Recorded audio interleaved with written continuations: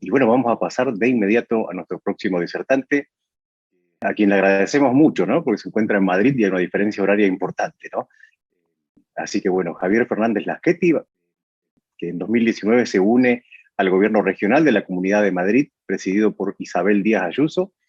Primero se unió como consejero de Hacienda y desde 2021, añadiendo a esa responsabilidad, tomó la responsabilidad sobre economía y empleo. Su misión es llevar a cabo una política de reducción de impuestos y de liberalización económica.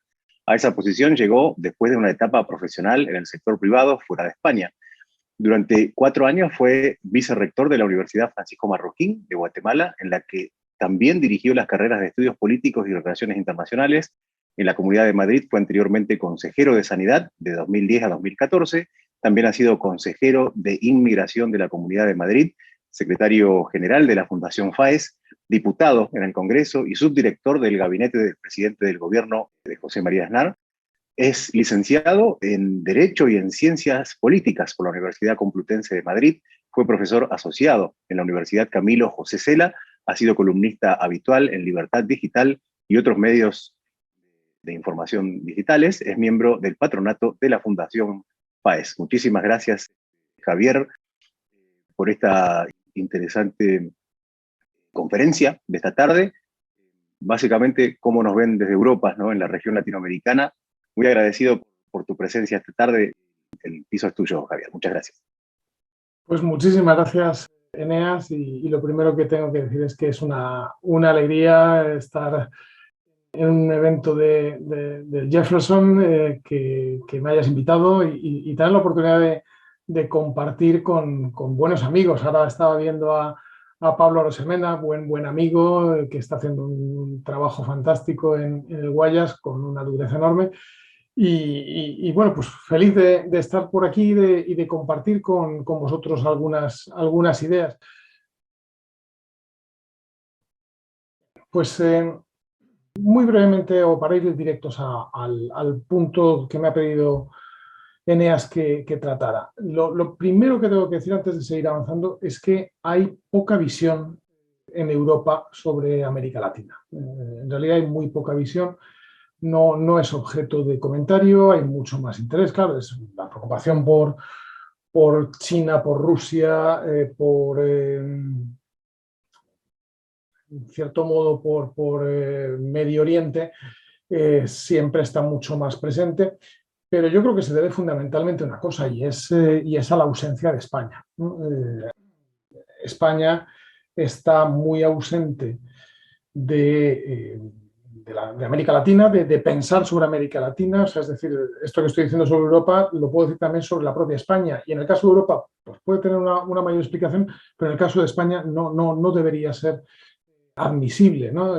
Y cuando España no presta atención a América Latina, no arrastra a la Unión Europea para que esté más atenta a lo que sucede y a poder ayudar o a poder comerciar o a poder tener una relación más estrecha con América Latina. Eso se hizo en tiempos, sobre todo cuando José María Aznar era presidente del gobierno, pero desde luego el gobierno actual que tenemos en España, cuando mira a América Latina, en realidad se les nota mucho que lo que están mirando es ese sitio donde hacen las revoluciones que a nosotros nos gustaría hacer, ¿no? Y es la desgracia que tenemos. Tenemos en España un gobierno con socialistas y comunistas, la primera vez que hay comunistas en el gobierno desde los años 30 del siglo pasado, y que está haciendo una política absolutamente socialista y comunista, muy errática y con las consecuencias terribles. ¿Cómo podemos caracterizar o qué cosas podríamos decir de la situación en América Latina? Bueno, yo lo que veo es claramente los efectos de la inflación, el repunte de la demanda mundial, aumento de precios de las materias primas, que eso tiene un componente bueno en América Latina, pero también cuellos de botella en la cadena de suministro mundial y lo que sí es una inflación muy por encima de los objetivos o de los límites superiores que los gobiernos se habían dado, con un caso especialmente claro en el Brasil, pero también muy fuerte en México o en Colombia y Chile. Me salto a Argentina, Eneas, y te pido perdón por ello, pero es demasiado, ¿no? Eso, por cierto, está pasando también aquí. En este momento estamos en España en 5,6% de inflación, que no la había desde el año 91, me parece, desde el año 1991. Aquí lo que está ocurriendo es una cosa muy curiosa y terrible, ¿no? Como no había esta inflación desde principios de los 90, todo el mundo que tiene menos de 40 años en realidad no sabe cómo es la vida con inflación, o sea, no sabe lo que pasa cuando hay inflación, no se imagina los tipos de interés a un 10%, ni sabe lo dañina, lo terriblemente destructiva que puede llegar a ser la inflación. Bien, siguiendo con América Latina, bueno, pues tasas de desempleo que comparadas con las españolas yo diría que son bajas, pero al mismo tiempo hay tasas muy altas de trabajo informal. ¿Por qué? Pues como siempre, porque hay mucha rigidez del mercado laboral, y eso sí que es común también con España, por ejemplo. Tenemos un mercado laboral muy rígido en España, que además el gobierno, la ministra de Trabajo es comunista y se dispone ahora a hacerlo todavía más rígido. Crisis política en muchos países de América Latina, desgraciadamente lo que estamos viendo en Perú, en Chile, pues es muy preocupante, con cambios políticos muy casi revolucionarios, pero que en realidad tienen un apoyo ciudadano bajísimo, ¿no? Como fue la constituyente chilena o la propia elección del presidente del Perú, confianza en las instituciones muy baja, y una radicalización política que es muy claro que a veces está alentada por organismos de cooperación internacional, entre otros de la cooperación internacional financiada por España.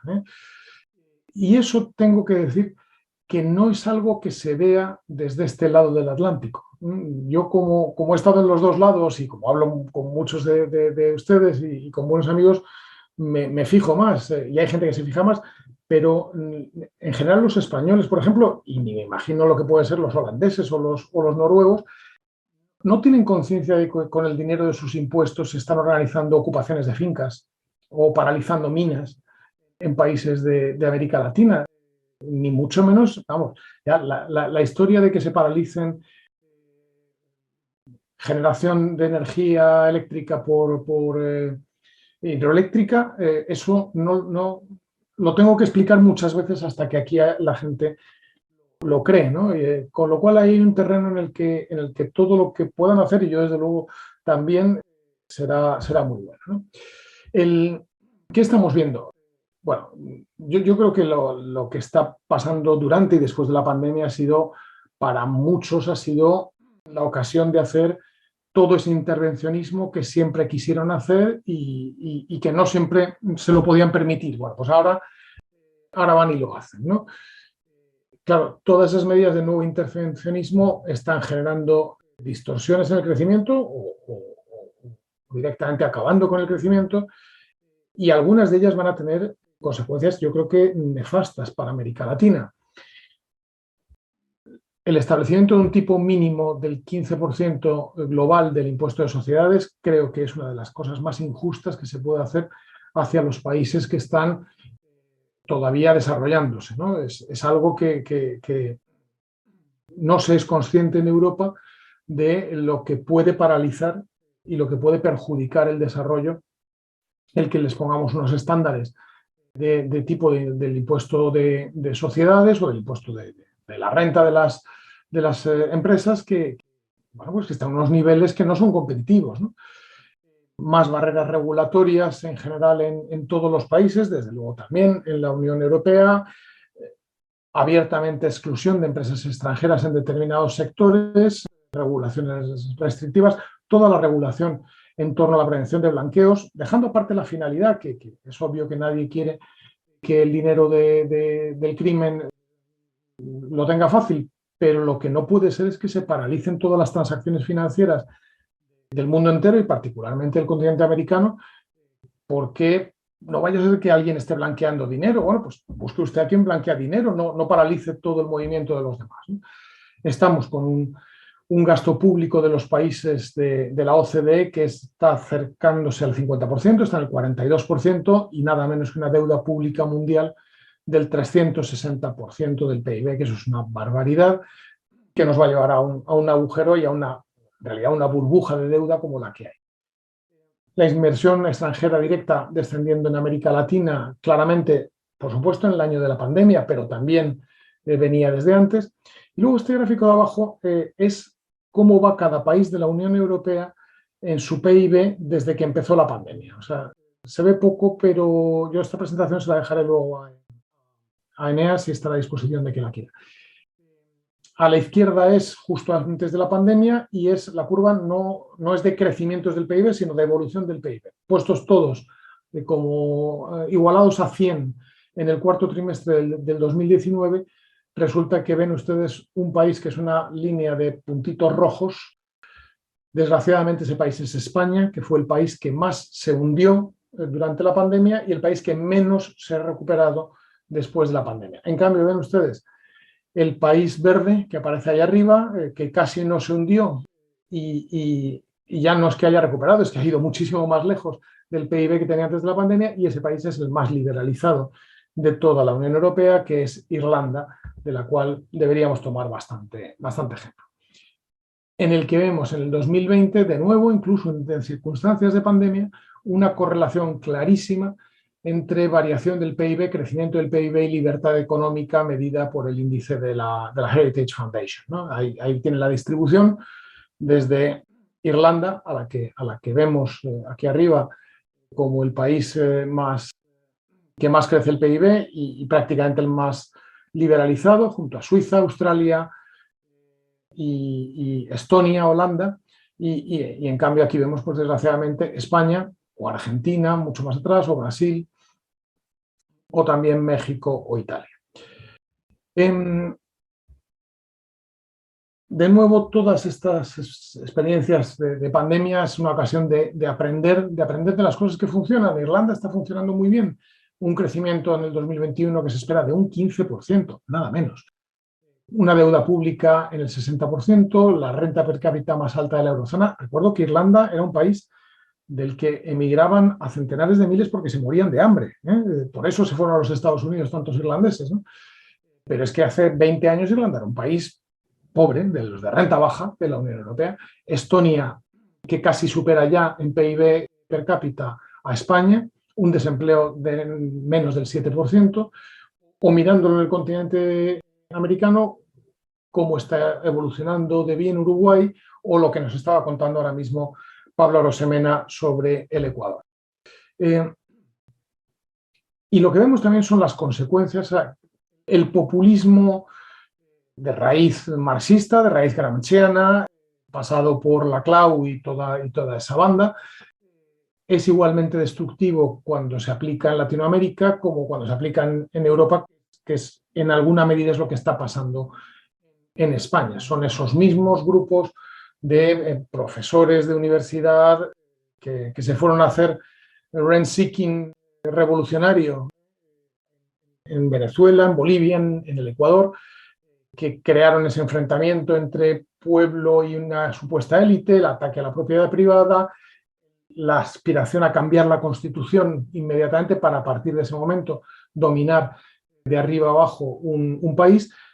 También lo estamos viendo ahora en España con propuestas nacionalizadoras, con persecución del ahorro, con ataque a la propiedad privada y con una polarización, bueno, pues absolutamente encrespada por este tipo de personajes.